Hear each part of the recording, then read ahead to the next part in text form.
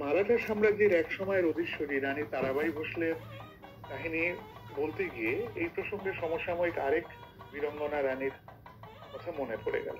আজ সেই কাহিনীই বলবো। তিনি হলেন কেলাডির রানী চেন্নাম্মা। রানী চেন্নাম্মা ছিলেন কর্ণাটকে অবস্থিত কেলাডির রাজা সোমশেখর নায়কের প্রধানামনীষী। রানী চেন্নাম্মার বাবা সিদ্ধাপ্পা শেট্টি ছিলেন সেই সময়ে কর্ণাটকের কুন্দাপুরের একজন প্রতিষ্ঠিত ব্যবসায়ী।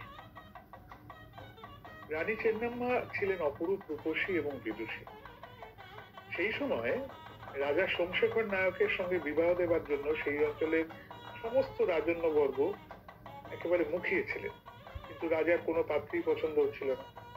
এইরকমই একদিন রামেশ্বরের মেলায় রাজা সর্বপ্রথম রানী চেন্নাম্মাকে দেখেন এবং প্রথম দর্শনেই তার প্রেমে পড়েন। শীঘ্রই এরপর রাজা সোমশেখর নায়ক তার প্রধানমন্ত্রীকেই এই বিবাহ প্রস্তাব দিয়ে সিদ্ধাপ্পা শেট্টির গৃহে পাঠান। তারপর 1667 খ্রিস্টাব্দে বেদনোরে তাদের বিবাহ মহা ধুমধামের সঙ্গে সম্পন্ন হয়। বিবাহের পর তারা অতি সুখেই বসবাস করছিল। রাজা এই সময় রানীকে প্রায় সকল ধরনের স্বাধীনতাই দিয়েছিলেন। রানী চেন্নাম্মাও এই সময় উচ্চশিক্ষায় শিক্ষিত হয়েছিলেন। তাকে এই সময় আরেকটি কাজও করতে হতো। তিনি অত্যন্ত বিদুষী ছিলেন বলে তার মতামতের গুরুত্ব রাজা সোমশেখর রেড্ডির কাছে খুব বেশি ছিল। কিন্তু এই সুখের দিন বেশি দিন টিকল না। 1677 খ্রিস্টাব্দে নিঃসন্তান অবস্থায় রাজা সোমশেখর নায়ক মারা গেলেন।